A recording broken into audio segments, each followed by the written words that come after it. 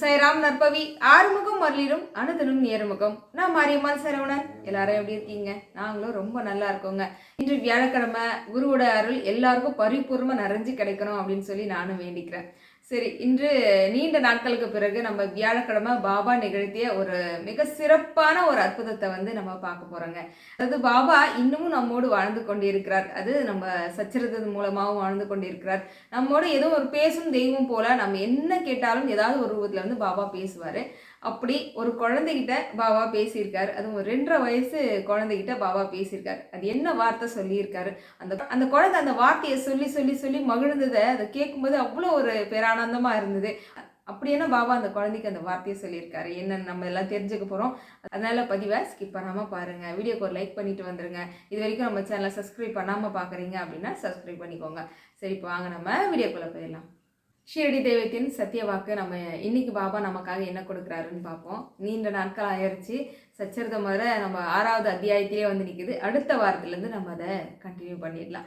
இன்னைக்கு நான் ரேண்டமாக ஓப்பன் பண்ணி கேட்க போகிறேன், பாபா நமக்காக என்ன சத்திய வாக்கு கொடுக்க போகிறாரு அப்படின்னு. ஷீரடிபுர வாசினம் கருணாமூர்த்தி ஸ்வரூபம் சர்வரோக தோஷ நிவாரணம் ஷீரடி சாய்நாத தரிசனம். ஓம் சாய்ராம்.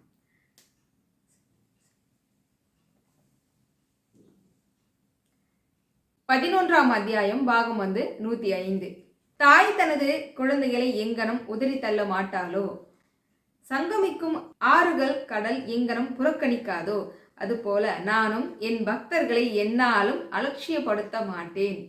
ரொம்ப நாளுக்கு அப்புறம் நம்ம சத்திய வாக்கா கேட்டாலும் பாபா சொல்லக்கூடிய ஒரு அற்புதமான சத்திய வாக்கு என்னவா இருக்கு பார்த்தீங்களா?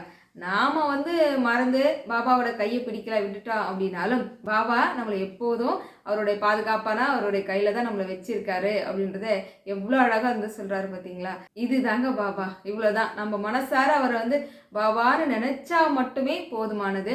அவருக்கான வழிபாட்டு முறைகளோ, இவ்வளோ விளக்கு ஏற்றணும், நிறைய பிரசாதங்கள் வைக்கணும், அபிஷேகம் செய்யணும், இதெல்லாம் எதுவும் வேணாம். மனசார பாபா நீங்கள் என் கூட துணையாக இருங்க பாபா அப்படின்னு நீங்கள் நினச்சா மட்டுமே போதும். அவர் எப்போதும் நான் உனக்கு துணையாக தான் இருக்கேன்றத ஏதாவது ஒரு ரூபத்தில் பாபா நம்ம நிரூபிப்பார். அப்படி தான் இந்த ஒரு சத்திய வாக்கை நமக்கு இன்றைக்கி கொடுத்துருக்காரு. இதை தொடர்ந்து இன்னும் ஒரு அற்புதமான விஷயமா உங்ககிட்ட சொல்ல போகிறேன். என்ன அப்படின்னா, பாபாவுக்கான பூஜை முறைகள் நிறைய இருக்குது, மந்திரங்கள் நிறைய இருக்குது. இது எல்லாம் தொகுப்பாக ஒரு புத்தகமாக நம்ம கையில் கிடைச்சா எப்படி இருக்கும்? ஆமாங்க, அப்படியும் நம்ம கையில் ஒரு புத்தகம் வந்திருக்கு. மந்திர நூல் அப்படின்னு சொல்லலாம். இது சம்மந்தமாக ஒரு சிலர் கேட்டுட்டு இருந்தீங்க, இந்த புத்தகம் நமக்கு கிடைக்குமா அப்படின்னு கேட்டிருந்தீங்க. தாராளமாக கிடைக்கும். ஆனால் அதற்கு முன்னாடி இந்த புத்தகத்துடைய சிறப்பு மட்டும் நான் சொல்கிறேன். அந்த தொகுப்பு கேட்டாலே நீங்கள் ரொம்ப அசந்து போவீங்க. பாபாவுடைய பூஜை முறைகளில் 5 விளக்கு பூஜை முறையானது, அதுக்கப்புறமா சந்தியாகால பூஜை முறையானது, மட்ட தேங்காய் வழிபாட்டு முறை, இது எல்லாமே கோபுரம் டிவியில் பிரசாத் ஐயா சொல்லியிருக்காரு. நிறைய பேர் அதை செய்து பலனும் அடைஞ்சிருக்கும். அந்த பூஜை முறைகளெல்லாம் அழகாக ஒரு புத்தகத்தின் வழியாகவே இந்த பூஜை முறை எப்படி செய்யணும். நமக்கு ஒரு பூஜைனால நிறைய சந்தேகங்கள் வரும். அந்த சந்தேகங்களுக்கெல்லாம் விடை தரக்கூடிய வகையில் இந்த புத்தகத்தின் வாயிலாகவே அழகாக தெளிவான விளக்க உரையோட அந்த பூஜை முறைகள் எல்லாமே கொடுத்துருக்காங்க. அது மட்டும் கிடையாது, பாபாவுடைய ஸ்லோகங்கள், மந்திரங்கள், சாய்நாதர் ஸ்தவன மந்திரி. இன்னும் கூடுதல் விசேஷம் என்ன தெரியுமா? மகாபரிவாவுடைய அக்ஷர பாமாலையுமே இந்த புத்தகத்தில் அடங்கியிருக்குங்க. மகாலட்சுமி சூத்திரம் இதுன்னு ரொம்ப அற்புதம் வாய்ந்த நிறைய மந்திரங்களை கொண்டு இந்த புத்தகம் வடிவமைக்கப்பட்டுள்ளது. இந்த புத்தகம் உங்களுக்கு தேவைப்படுது அப்படின்னா கீழே இருக்கக்கூடிய பிரசாத் அண்ணாவுடைய நம்பரை நீங்கள் கான்டாக்ட் பண்ணி இங்கே வாங்கிக்கோங்க. புத்தகத்துடைய விலை 100 ரூபாய் ப்ளஸ் கொரியர் சார்ஜ் வரும். நீங்கள் தேவைப்படுறவங்க கான்டாக்ட் பண்ணி வாங்கிக்கோங்கிறத அன்போடு தெரிவிச்சுக்கிறேன். சரி, இப்போ நம்ம பாபா அப்படி என்ன இந்த 2.5 வயது குழந்தையிடம் பேசினார், அந்த என்ன வார்த்தைங்க அப்படின்னு தெரிஞ்சுக்கணும்னு ரொம்ப ஆர்வமாக இருப்பீங்கன்னு கண்டிப்பாக சொல்கிறேன், கேளுங்க. சுஜாதான்ற சகோதரி பெங்களூரை சேர்ந்தவங்க. சோமவார விரதம் இருந்து ஈசனுடைய அருள் இவங்களுக்கு எந்த அளவுக்கு கிடைச்சிருக்கு அப்படின்னு குழந்தை, அதாவது கருவில் இருக்கக்கூடிய குழந்தையில சூலமாகவே வடிவமாக இருந்து அந்த குழந்தைய காத்து நல்லபடியாக கொடுத்துருந்தார் ஈசன். அதையும் பார்த்துருந்தோம். அதோட வேல் விருத்தம் படித்து அவங்க வீட்டில் நடந்த அற்புதமும் பார்த்துருந்தோம். அதனுடைய வரிசையில் தொடர்ந்து இப்போ பாபா நிகழ்த்திய அற்புதம் தான் பார்க்க போகிறோம். சகோதரியுடைய வீட்டில் பாபா சிலையோ ஃபோட்டோ அந்த மாதிரிலாம் எதுவும் இல்லை. ஆனால் இவங்களையும் அறியாமல் பாபா மீது ஒரு ஈர்ப்பு வருது. அது நமக்கு பாபா வழிபாடு செய்யணுன்றதுனால அந்த ஈர்ப்பு வருதா அப்படின்னா இல்லை. கடவுளுக்கு நம்ம மேலே விருப்பம் இருக்கிறதுனால தான் நமக்கு அந்த எண்ணமே முதல்ல தோணுது. அதாவது நாம நினைச்சுக்கிறோம் நாம தான் சாமியை தேடி போறோம் அப்படின்னு. அப்படி கிடையாது. அவங்க நம்மள நினைச்சதுனால தான் நாம அங்க தேடி போறோம். அப்படிதான் சகோதரிக்கு வந்து பாபா மேல வந்து ஒரு ஈர்ப்பு வருது. என்னன்னா, இவங்களுக்கு பாபாவை பார்த்தாலே அவங்களுடைய தாத்தாவை பார்க்குற மாரி இருக்கு. அந்த முக அமைப்பு, ஜாடை எல்லாமே இவங்களுக்கு இவங்க தாத்தாவ அப்படிதான் இருப்பாராம். அதனால இவங்களுக்கு தாத்தாவை பார்க்குற மாரி தான் இருக்குமாம். ஆனா இதுவரைக்கும் பாபா வழிபாடு செய்தது அப்படின்லாம் எதுவுமே கிடையாது. அதோட நம்ம சேனல்ல தொடர்ந்து இவங்க பார்த்துக்கிட்டும் வராங்க. அதனால பாபாவுடைய அற்புதங்கள் இதெல்லாம் நம்ம சொல்றோம் இல்லையா? இதெல்லாம் கேட்க கேட்க இவங்களுக்கும் ஒரு மனசுக்குள்ள ஒரு ஆசை வருது. நாம ஒரு பாபாவோட சிலை வாங்கி வீட்ல வைத்து வழிபாடு செய்யணும். அதுவும் வெள்ளை நேரத்தில் இருக்கக்கூடிய பாபா சிலை தான் வாங்கி நம்ம வீட்டில் வைக்கணும் அப்படின்ற ஆசையெல்லாம் இவங்களுக்குள்ள இருக்கு. இவங்களுடைய ஆசையை இவங்களுடைய அம்மா கிட்ட சொல்றாங்க. அவங்களும் வந்து சரி நம்ம இன்னைக்கு பக்கத்தில் இருக்கக்கூடிய பாபா கோயிலுக்கு போவோம், அங்கே போயிட்டு நம்ம வாங்கிட்டு வருவோம், பாபா சிலை வந்து அழகாக வாங்கிட்டு வரலாம் அப்படின்னு சொல்லிட்டு வீட்டிலேருந்து கிளம்புறாங்க. இவங்களுக்கு வந்து 2.5 வயசுல ஒரு பெண் குழந்தை ஒன்று இருக்கு. அந்த பாப்பாவையும் கூட்டிட்டு இவங்க கோயிலுக்கு போறாங்க. இவங்களுக்கு அந்த நேரமெல்லாம் தெரியாது. அதாவது 12 மணி ஆரத்தி இந்த நேரம்லாம் எதுவும் தெரியாது. முதல் முறையாக அவங்க கோயிலுக்கு போகிறாங்க. அதனால அங்கே போனதுக்கு அப்புறம் தான் தெரியுது, அங்கே எல்லாமே கேட்டெல்லாம் லாக் பண்ணிட்டாங்க. அதாவது உள்ள ஆரத்தி ஆரம்பிச்சிட்டாங்க அப்படின்னா நிறைய மக்கள் வந்து அமர்ந்ததுக்கப்புறம் கேட் வந்து சின்னதாக போட்டிருப்பாங்க. அதை லாக் பண்ணிட்டாங்க அப்படின்னா இதுக்கப்புறம் வரக்கூடிய மக்கள் எல்லாம் வெளியே தான் நிற்கிற மாதிரி இருக்கும். அது இவங்களுக்கு முதல் முறையாக போகிறாங்க இல்லையா? அதனால வந்து இவங்க கேட்டுக்கு வெளியே தான் நிற்கிறாங்க. இன்னும் 2-3 பேரும் கேட்டுக்கு வெளியே நிற்கிறாங்க. அதாவது ரொம்ப லேட்டாக வந்ததுன்னு காரணமாக வெளியே நிற்கிறாங்க. இவங்க மனசுக்குள்ள என்ன, முதல் முறையாக பாபா பார்க்கணுன்னு போகிறோம், அதுவும் கேட் லாக் பண்ணி வச்சிருக்கு, என்னமோ ஏதோ வழிபாடெல்லாம் உள்ள நடக்குது, எதுவுமே நம்ம பக்கத்துல இருந்து பார்க்க முடியாது போல அப்படின்னு இவங்க கையில் குழந்தையோட வந்து வாசல்லையே நின்றுக்கிட்டு இருக்காங்க. உங்களுக்கு ஒன்று தெரியுமா, யாரெல்லாம் இதை உணர்ந்திருக்கீங்க? முதல் முறையாக பாபா பார்க்கறதுக்கு நீங்கள் பாபா கோயிலுக்கு போகிறீங்க அப்படின்னா இவ்வளோ கூட்டத்தில் நம்மளெல்லாம் என்ன பாபா கண்டுக்குவா போகிறாரு, ஏதோ 10ல் 11 தான் நம்ம போய் அவரை பார்த்துட்டு வர போகிறோம் போல அப்படின்னு நீங்கள் நினச்சிங்கன்னா அது முற்றிலும் தவறு. பாபா நீங்கள் எவ்வளோ பேருக்கு நடுவில் முதல் முறையாக நீங்கள் பாபாவை பார்க்க வர்றீங்க அப்படின்னாலும் உங்களுக்கு ஒரு சிறப்பான தரிசனத்தை கொடுத்து அந்த நாளை உங்கள் வாழ்க்கையில் மறக்க முடியாத நாளாக பாபா வந்து கண்டிப்பாக மாற்றி அமைச்சிருவார். அப்படி ஒரு நாளாக தான் சகோதரிக்கும் அமைஞ்சிருக்குங்க. அதனால் முதல் முறையாக பாபாவை பார்க்க போகிறவங்களுக்கு இது போன்ற ஒரு அற்புதமான ஒரு நிகழ்வு வந்து அவங்களுடைய வாழ்க்கையில் நடந்திருக்கும். அப்படி நடந்திருக்கு அப்படின்னா நிச்சயமாக கமெண்ட் பாக்ஸில் சொல்லுங்களேன். இப்போ என்ன நடக்குதுன்னா, சகோதரி வந்து கேட் லாக் பண்ணியாச்சா, வெளியே நிற்கிறாங்க, என்ன பண்ணுறதுன்னு தெரியல, குழந்தைய வச்சுட்டு நிற்கிறாங்க. திடீர்னு ஒருத்தர் உள்ளேருந்து வெளியே வேகமாக வராரு. வந்தவர் கேட்டை திறந்து, ஏம்மா குழந்தையோட வெளியே நிற்கிறீங்க, வாங்க உள்ளே வாங்க அப்படின்னு கூப்பிட்றாரு.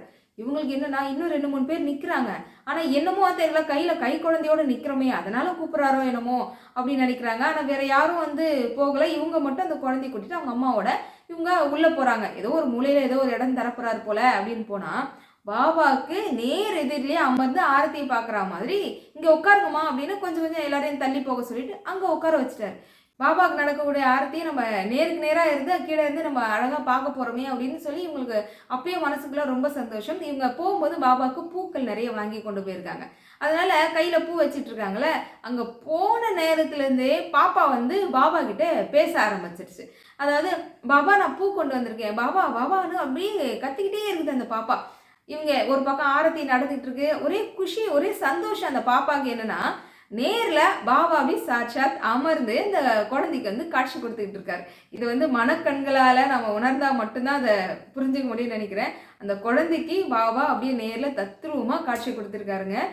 இங்கேருந்து பாபா கிட்ட வந்து இந்த பாப்பா பேசிக்கிட்டே இருக்கு. பாபா நான் உனக்கு பூ கொண்டு வந்திருக்கேன், இந்த கவர்லேருந்து பூ எடுத்து எடுத்து இப்படி காமிச்சிக்கிட்டே இருக்கான்.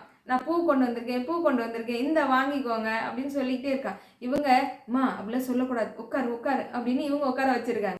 ஆரத்தி நல்ல சிறப்பாக வந்து முடிஞ்சது. இவங்களுக்கு ரொம்ப மனசுக்கு நிறைவாக இருக்குது. பாபா இது வரைக்கும் நான் வந்து திருக்கோயிலுக்கு வந்ததே இல்லை, உங்களை நான் என்னுடைய தாத்தாவாக நினச்சி தான் உங்களை பார்க்கணுன்னு வந்தேன்.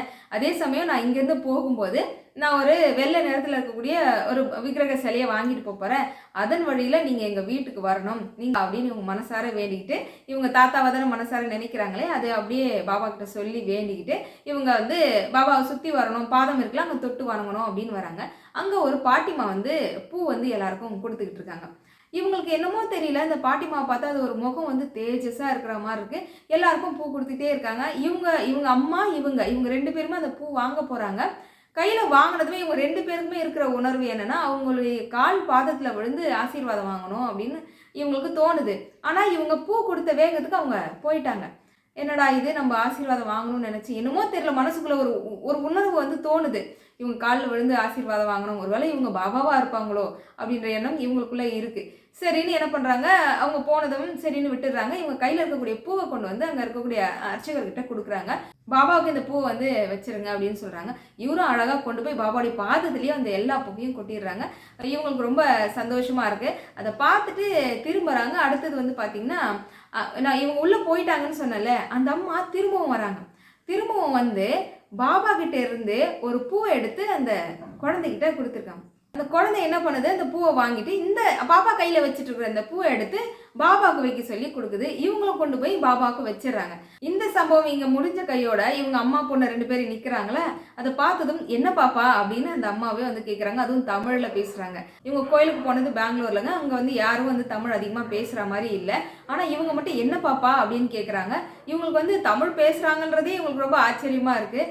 இல்லை எனக்கும் ஒரு பூ வேணும் அப்படின்னு கேட்குறாங்க. சரி பூ தானம்மா அப்படின்னு போயிட்டு கிட்டத்தட்ட ஒரு 8 ரோஸ் இருக்குமா மொத்தமாக கொண்டு வந்து இவங்க கையில் கொடுத்துருக்காங்க. அதை வாங்கின அடுத்த செகண்டே இவங்க 2 பேருமே காலில் விழுந்து ஆசீர்வாதம் வாங்கிட்டாங்க. அதாவது முதல்ல விட்டுட்டாங்க, ஆசீர்வாதம் வாங்க முடியல. 2வது இந்த பூ கொண்டு வந்து கொடுத்த உடனே இவங்க 2 பேரும் ஆசீர்வாதம் வாங்கியாச்சு. மனசுக்கு அப்படி ஒரு நிறைவாக இருக்குது. பாபாவுக்கு ரொம்ப பெரிய நன்றி சொல்கிறாங்க. குழந்தையும் கூட்டிகிட்டு இப்போ பாபா சிலையை வாங்கணும்னு கடைக்கு வராங்க. அங்கே வந்து பார்த்தா வெள்ளை நிறத்தில் தான் இவங்க பாபா சிலை வாங்கணும்னு தேடுறாங்க. ஆனால் ஒரே ஒரு பாபா சிலை கூட இல்லவே இல்லை. ரொம்ப நேரமாக தேடி பார்க்குறாங்க. உள்ள எதுனா கலெக்ஷன் இருக்கா பாருங்கலாம் சொல்கிறாங்க. இல்லைங்க வெள்ளை நிறத்தில் பாபா வந்து சிலை இல்லை அப்படின்ற மாதிரி தான் சொல்கிறாங்க. சரி ஆனால் வாங்கிட்டு போன எண்ணத்தோடவே வந்தோமேன்றதுனால பார்த்தா எங்களுக்கு ரேடியேஷனில் இருக்கும் பார்த்தீங்களா, அதாவது இரவு நேரத்தில் வந்து நம்ம லைட்லாம் ஆஃப் பண்ணிட்டோம் அப்படின்னா ஒரு மாதிரி வெளிச்சமாக இருக்கும் ரேடியேஷனில். அந்த மாதிரி பாபா சிலை தான் இருக்குது. சரி இவங்களுக்கு வந்து ஏதோ மனசுக்கு படுது, அந்த பாபா சிலையை வாங்குறாங்க. வாங்கிட்டு அழகாக இவங்க வீட்டுக்கும் வந்தாச்சு. வீட்டுக்கு வந்ததுக்கு அப்புறமா பாப்பா வந்து அந்த கையில் ரோஸ் ஒன்று வச்சுருக்குனுங்களே, அந்த ரோஸை கையில் வச்சுட்டு ஒரே ஆட்டம் பாட்டம் வீட்டு முழுக்க சுற்றி சுற்றி வருது. ஏன்னா பாபா என்கிட்ட பேசினாரு, பாபா என்கிட்ட பேசினாரு அப்படின்ற வார்த்தையை சொல்லிக்கிட்டு சுற்றி சுற்றி வீட்டுக்குள்ளே வருது. இவங்களுக்கு வந்து என்னென்னா என்ன பேசினாரு, யார் என்னன்னு கேட்குறாங்க.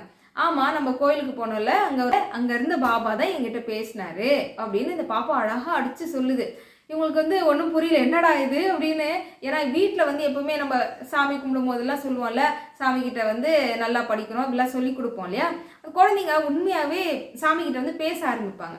அதனோட வெளிப்பாடை தான் அங்கேயுமே நடந்திருக்கு. ஆனால் அங்கே பாபா தத்ரூபமாக குழந்தைகிட்ட பேசியிருக்காரு. அதாவது குழந்தை கையில் இருக்க ஒரு பூ வந்து கொடுத்தாங்கல்ல, பாபா வாங்கிக்கிட்டாரா, அதே போல் பாபா கிட்ட இருந்து ஒரு பூ வந்து இந்த குழந்தை கைக்கு வந்துச்சுல்ல.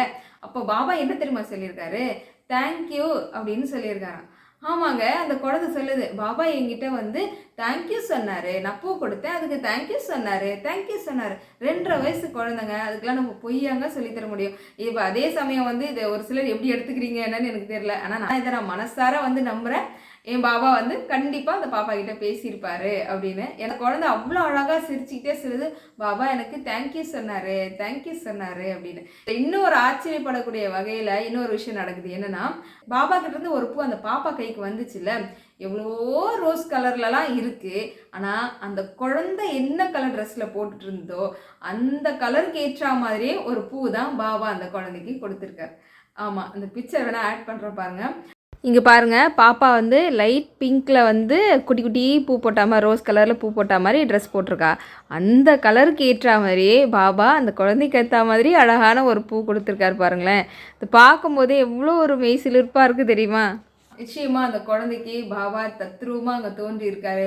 பாபா அந்த குழந்தைகிட்ட பேசியிருக்காரு. அது அந்த குழந்தை பூ கொடுத்ததன் மூலமா பாபா வந்து அழகாக அந்த பாப்பாவுக்கு தேங்க்யூ சொல்லியிருக்காரு. இது நம்ம குழந்தைத்தனமாக இருக்குல்லங்க, எனக்கு ரொம்ப சந்தோஷமா இருந்தது. இன்னொரு விஷயம் தெரியுமா, இந்த அற்புதம் சகோதரி என்கிட்ட சொல்லி கிட்டத்தட்ட 2 மாதம் ஆகுது.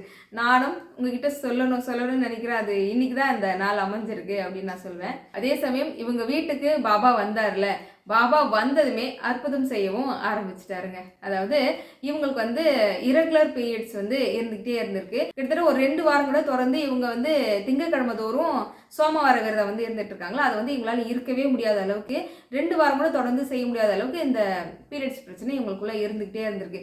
இதுலேருந்து மீண்டு வர எத்தனையோ ட்ரீட்மெண்ட் எடுத்தாச்சு, சரியாகவே இல்லை. அப்போ அந்த நேரத்தில் தான் இவங்க வீட்டுக்கு பாபா வந்திருக்காரு. அப்போ அந்த பாபா அவங்களுக்கு இருக்கக்கூடிய அந்த நோயை போக்குறதுக்கு என்ன செய்கிறாருன்னு பாருங்க. அதாவது இவங்களுக்கு என்ன சொல்லியிருந்தாங்க, பாபா நீங்கள் என்னோட தாத்தா ரூபத்தில் எனக்கு தாத்தாவா எங்கள் வீட்டுக்கு வரணும்னாங்களே, அதே போல் அவங்களுக்கு ஒரு கனவு ஒன்று வருது. அந்த கனவுல வந்து பார்த்தீங்கன்னா நல்ல பட்டுச்சட்டையெல்லாம் போட்டுக்கிட்டு அவங்க தாத்தா வந்து அவங்க வீட்டில் வந்து சாப்பிட்டுக்கிட்டு இருக்காரு, இலை போட்டு சாப்பிட்டுக்கிட்டு இருக்காங்க சாப்பாடு. அப்போ இவங்க வெளியே இருந்து உள்ளே வராங்க. வரும்போதே வந்து அவர் கேட்குறாரு, எங்கம்மா போனா, உனக்காக நான் எவ்வளோ நேரம் காத்துக்கிட்டு இருக்கிறேன், வா வா அப்படின்னு சொல்லி கூப்பிட்றாரு. வா என் பக்கத்தில் வந்து அமரு, வா சாப்பிட வா அப்படின்னு. இவங்க வந்து இன்னும் என்னைக்கு இல்லாமல் தாத்தா எவ்வளோ பிரகாசமாக இருக்காரு, பட்டு வேஷ்டி ஷர்ட்டெல்லாம் போட்டுட்டு இருக்காரு அப்படின்னு சொல்லிக்கிட்டே இவங்க வந்து பக்கத்தில் அமர்றாங்க. இவர் சாப்பிட்டுக்கிட்டு இருக்காருல்ல, அதுலேருந்து அதாவது இவர் வந்து ஒரு இனிப்பு எடுத்து கையில் கொடுக்குறாரு. என்ன இனிப்பு அப்படின்னா கேசரி கொடுக்குறாரு. அந்த கேசரி என்ன கலரில் இருக்குன்னா மஞ்சள் நிறத்தில் இருக்குது. அவங்க தாத்தா வந்து அந்த கேசரி எடுத்து அந்த சகோதரி கையில் கொடுக்குறாரு. இவங்களும் வாங்கி சாப்பிட்டுறாங்க. இந்த கனவு வந்து இவங்களுக்கு கலையுது. மறுநாள் தான் இந்த டெஸ்ட்டுக்கு, இந்த உடம்பு பிரச்சனைக்காக டெஸ்ட் எடுக்கிறதுக்காக இவங்க போக போகிறாங்க. மனசுக்குள்ள ஒரு பக்கம் பயம் இருக்குது, என்ன சொல்ல போகிறாங்க எது சொல்ல போகிறாங்க. கிட்டத்தட்ட எத்தனையோ லிஸ்ட்டுக்கு வந்து சொல்லிட்டாச்சு இந்த டெஸ்ட்டெல்லாம் எடுக்கணும் அப்படின்ட்டு. எல்லா டெஸ்ட்டும் எடுத்து ரிசல்ட் பார்த்தா ஒன்றுமே இல்லை அப்படின்னு வருது. எல்லா வகையிலுமே டெஸ்ட்டில் எதுவுமே இல்லை, எல்லாமே நார்மலாக இருக்குங்க அப்படின்னு வருது. ஆனால் ஏன் நமக்கு இந்த பிரச்சனை இருந்தது, இத்தனை நாள் நம்ம கஷ்டப்பட்டுக்கிட்டு இருக்கோமே அப்படின்னா, பாபா கனவுல அவங்க தாத்தா ரூபத்தில் வந்து நான் உன் வீட்டுக்கு வந்துட்டேன்றதையும் சொல்லிட்டாரு. அதே சமயம் மஞ்சள் கலரில் கேசரி கொடுத்தாரு இல்லையா, அவங்க அந்த கனவுல சாப்பிட்டாலுமே அவங்க உடல் ரூபத்தில் உதியாக போய் மருந்தாக வேலை செய்யுது. அவங்க உடம்புல இருந்த எல்லா பிரச்சனையுமே சரி பண்ணிட்டாரு. அவங்களுக்கு இருந்த அந்த இரகுலர் பீரியட்ஸ் இது ப்ராப்ளம் எல்லாமே அவங்களுக்கு சரியானதாகவும் சகோதரி சொன்னாங்க. நிச்சயமாக நாம் என்னவா நினச்சி நீங்கள் பாபா கிட்ட நெருங்குறீங்க, அப்பாவாக வேணும், எனக்கு ஒரு தோழனாக வேணும், வழிகாட்டியாக இருக்கணும், எனக்கு ஒரு குருவாக இருக்கணும், எனக்கு ஒரு தாத்தாவாக இருக்கணும் அப்படின்னு எப்படி நீங்கள் அழைத்தாலும் பாபா வருவார். அதற்கு சாட்சி இந்த பதிவு அப்படின்னு சொல்லலாம். அதே சமயம் பாபா நான் அவங்க வீட்டுக்கு வந்துட்டேன்றதையும் இன்னொரு ரூபத்திலையும் வந்து நிரூபிச்சிருக்காரு. அதாவது நம்ம தினம் வந்து கம்யூனிட்டி டேக் கொடுக்குறோம் இல்லையா, பாபாவுடைய மெசேஜ் கொடுக்குறோம்ல, பாபா வாங்கிட்டு வந்த மறுநாள் ஒரு மெசேஜ் வருது, ஒளி ரூபத்தில் நான் உன் இல்லம் தேடி வந்து விட்டேன் அப்படின்ற மெசேஜ் வருது. அதாவது இரவு நேரத்தில் நான் சொன்னேன்ல, லைட்டெல்லாம் ஆஃப் பண்ணி பார்த்தோன்னா அந்த ரேடியேஷனில் ஒரு வெளிச்சம் ஒன்று இருக்கும், பாபாவோட சிலையில் இருக்கும். இந்த ஒரு ஒளி வெளிச்சமாக தான் நான் இல்லத்துக்கு வந்திருக்கேன் அப்படின்றத பாபா சொல்கிறாரு. ஏன்னா அதுக்கு அடுத்தபடியாக இவங்க வந்து கோயிலுக்கு போய் பார்த்தா வெள்ளை நிறத்தில் பாபா சிலை அவ்வளோ அழகாக அடுக்கி வச்சுருந்துருக்காங்க. அப்போது இவங்க வீட்டுக்கு எந்த மாதிரி நிறத்தில் பாபா சிலை, எந்த மாதிரி நேரத்தில் அவங்க வீட்டுக்கு அவர் போகணுன்றதையும் அவர் தான் முடிவு பண்ணுவார். நாம் ஒன்று நினைச்சாலும் தெய்வம் ஒன்று கொடுக்கும் பாருங்க, அதுதான் சிறப்பானதாக இருக்குன்றதுக்கு இதெல்லாம் மிகப்பெரிய ஒரு சாட்சியாக தான் இருக்குது. ரொம்ப நிறைவாக இருந்தது. ரொம்ப நாட்களுக்கு பிறகு நான் பாபாவுடைய அற்புதம் வந்து உங்ககிட்ட பேசுனதில் ரொம்ப ரொம்ப சந்தோஷம். சரிங்க, இன்றைய பதிவு எப்படி இருந்ததுன்னு சொல்லி கமெண்ட் பண்ணுங்கள். அடுத்து ஒரு அற்புதமான பதிவில் வந்து நான் உங்களை சந்திக்கிறேன்.